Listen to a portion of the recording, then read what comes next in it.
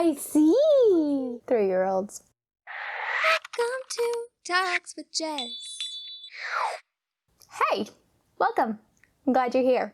So I came across this article this week and I was reading it and I was like, I feel like I could have written this article myself. It is so spot on for how I have been feeling and some of the things that I've been going through. And I thought, well, if she's gone through it and I've gone through it, then you've probably gone through it too. And as we all know, it just helps to know that you're not the only one.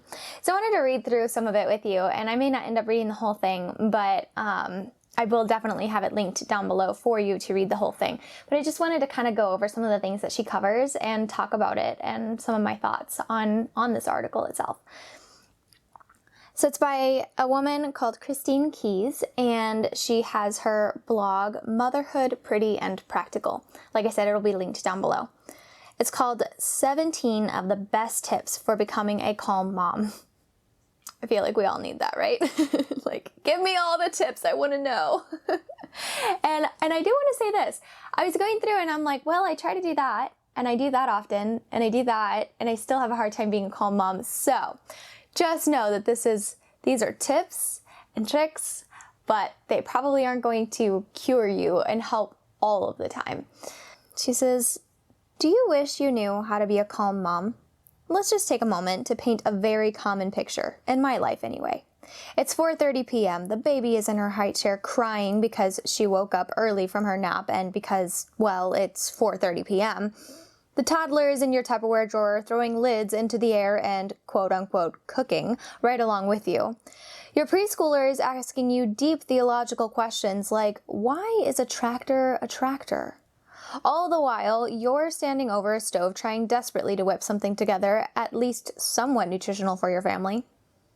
Even while you're cooking, you know that there is a high chance that your toddler is going to turn up her nose at whatever it is you placed in front of her.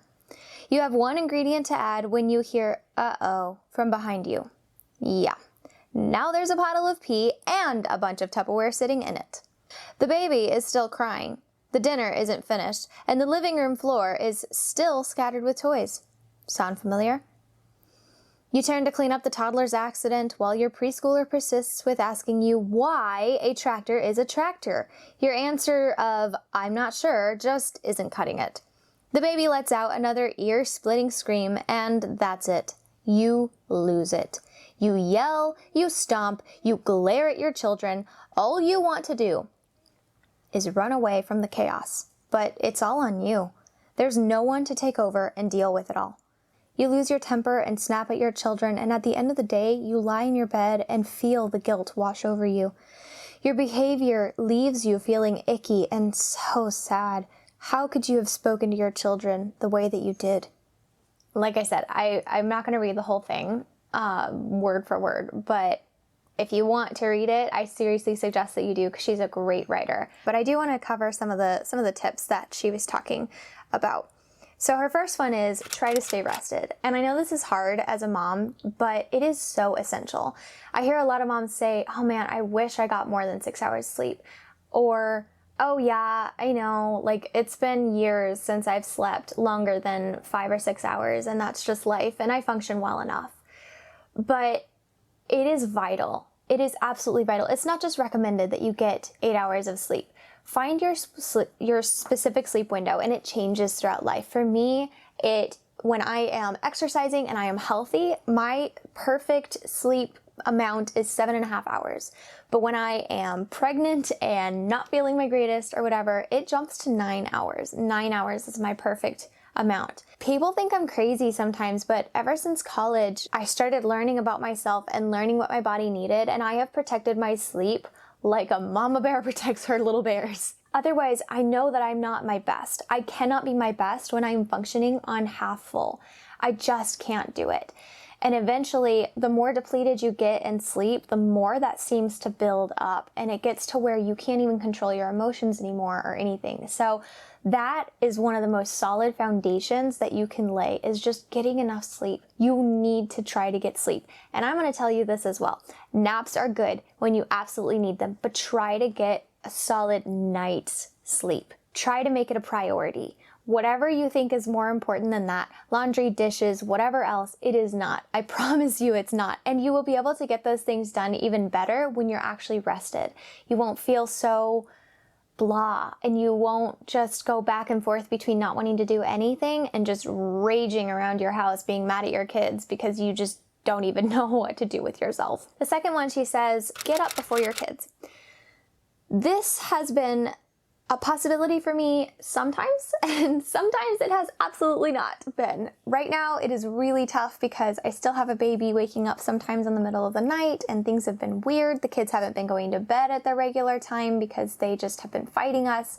And so our nights have been strange, and so I put getting enough sleep as a top priority. I will never get up before the kids or before I have had my solid night's sleep if it means sacrificing sleep. Like, I will not sacrifice sleep to get up before the kids. In my opinion, that's a luxury. Like, that should always come after sleeping well. Sleeping a full night is a necessity. This is something that is helpful and nice. The third, she says, take time for yourself. Now, I know this one sounds completely impossible most of the time. Like, it's like, I don't even have enough time to sleep at night. How can I take time for myself? And sometimes taking time for yourself looks like getting enough sleep. Sometimes it looks like waking up early in the morning before your children. Something that I do is at least once a week, I try to ask my husband if it's okay for me to go out in the evening. So he comes home, I'll have a crock pot meal ready or something like that, or he will have already expressed that he wanted to make dinner because he had something special in mind, and he will take over cooking and bedtime for me. And we had a discussion about this a while ago, and it took him a while to understand that I need time away from home. Once he understood that my job is at home, and when I'm at home, my job is never finished, and even more so, once he started to understand that it didn't mean go out after the kids were in bed. It meant I actually get relieved of some of my responsibilities. So what was happening is he would say, oh, hey, if you want, you can go out after the kids are in bed. And I'm like, I mean, at that point, it's just kind of exhausting because I've done everything that I do normally in the day. And by the end of the day, I'm wiped. I'm done. I don't want to do anything else.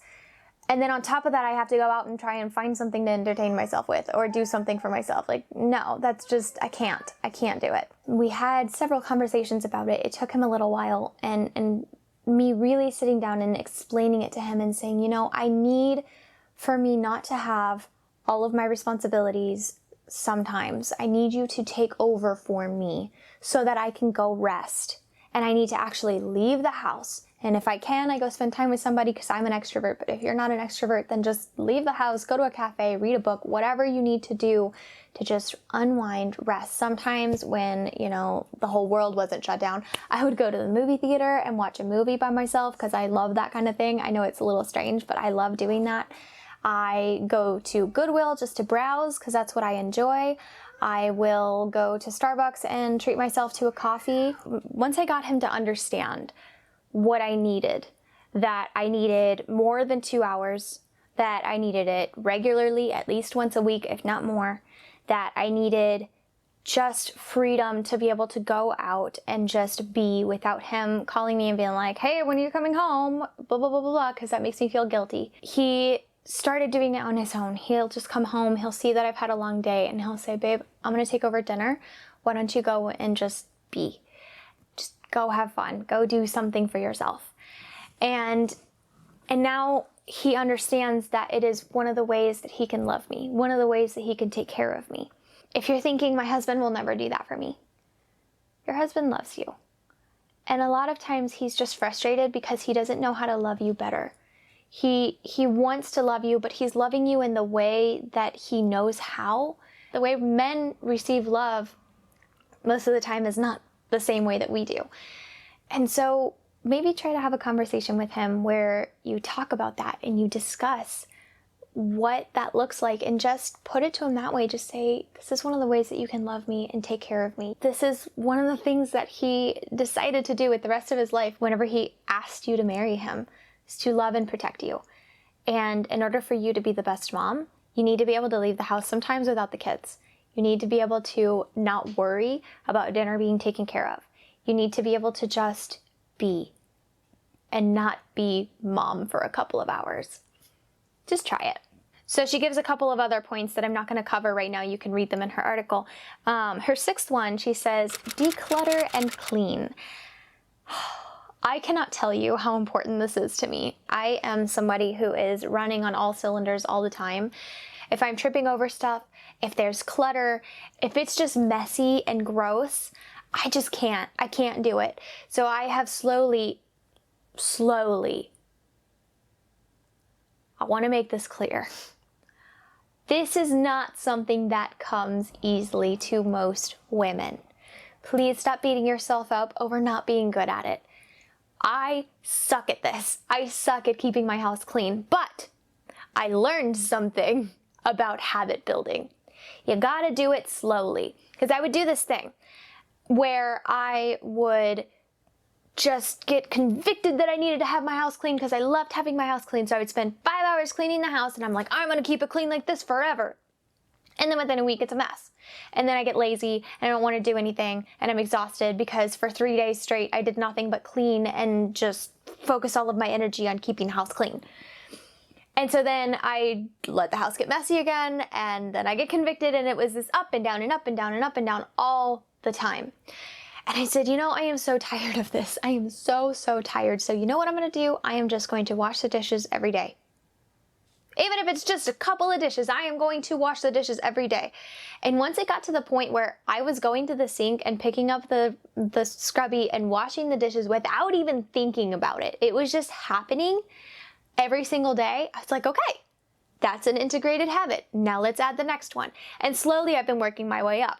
I am still awful at laundry. I hate it. I despise laundry. I dread it. I try to do it regularly, but then it builds up because I just forget about it. My husband washes laundry more often than I do. I am not even joking. And I'm still really bad at remembering to clean spaces that just get dirty over time, that don't need everyday maintenance. I still have to mass declutter spaces that just accumulate stuff.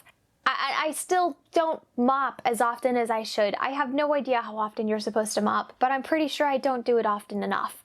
And so there are just things, but coming out in the morning to a clean house has changed my morning so much. If I come out of my bedroom in the morning and I just see mess, and I see a messy kitchen and a gross floor and toys all over the place, my first feeling is just,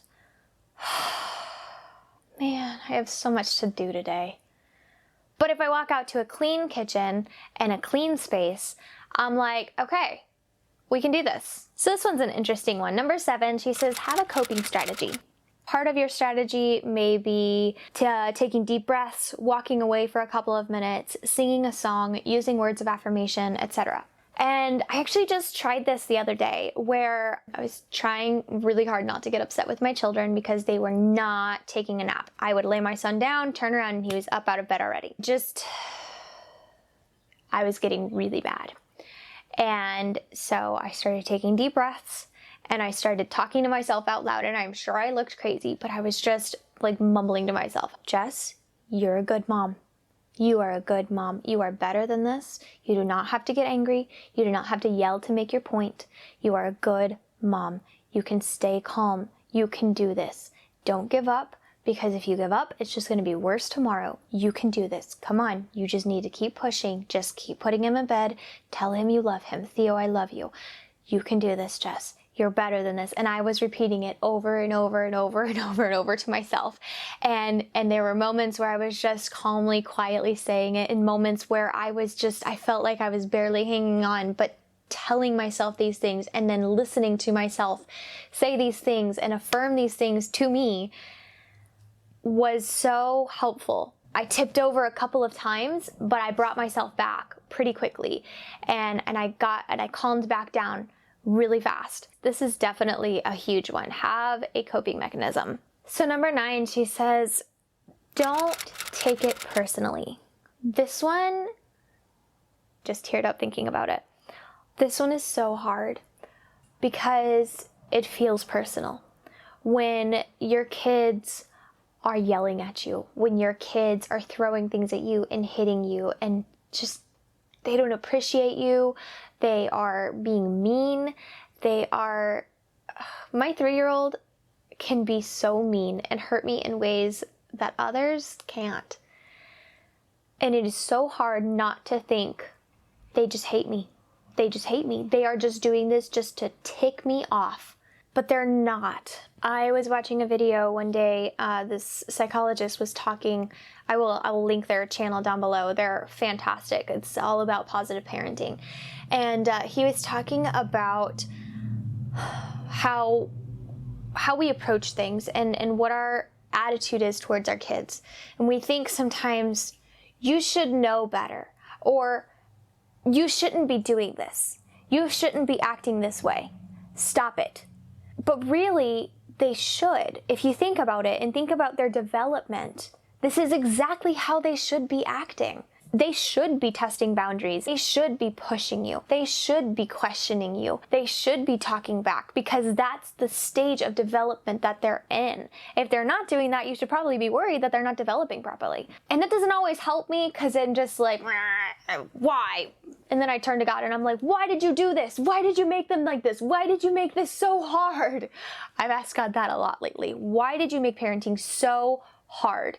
It's just, I feel like it was just made to break us down. Children were given to us to teach us of despair. What is this? Torture? Yes. But not of your body. Of your soul. But that's another thing.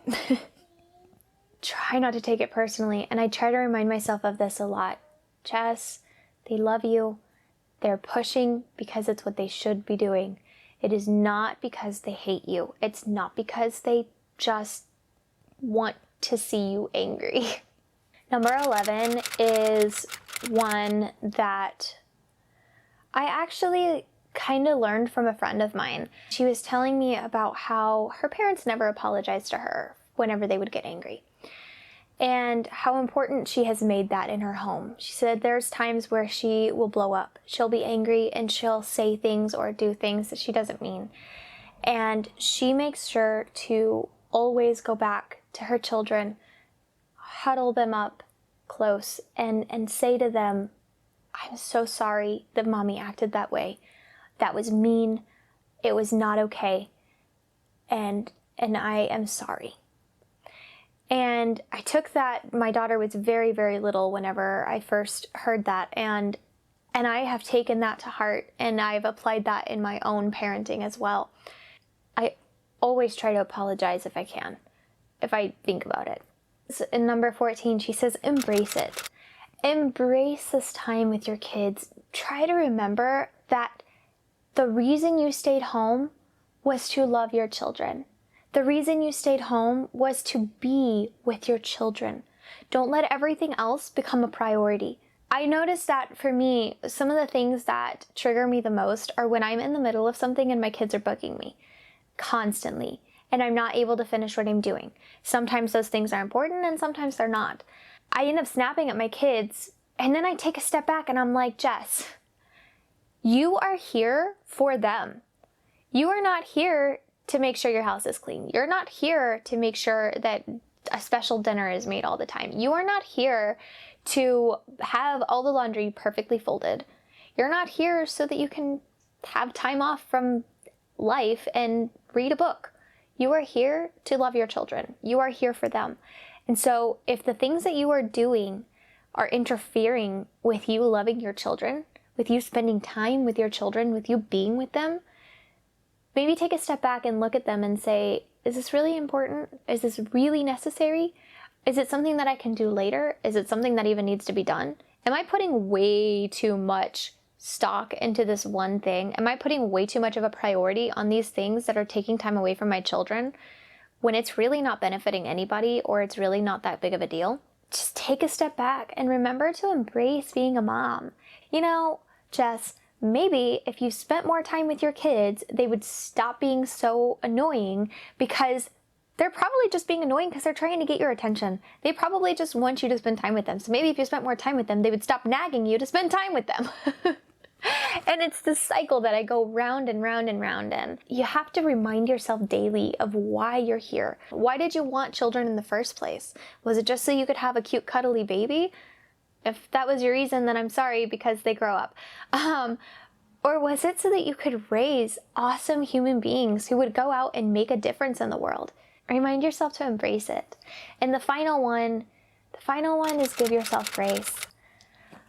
Remember that your Father loves you and that He's going to make up for you where you lack. When you fail at being a mom, He's still being a dad. He is still loving them. He is still taking care of them.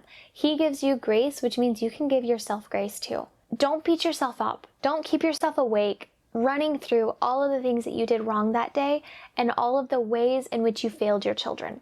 Give yourself grace. Say, wow, I sucked as a mom today.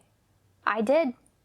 I'm going to recognize that. I'm going to look at things. I'm going to see what I did wrong and where I can be better as objectively as I can. And then I'm going to pray about it.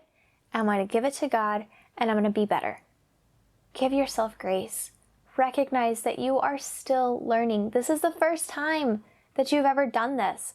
It's okay. You're still learning. And that means that you're going to fail sometimes. It means that it's not all going to be perfect. Just remember that.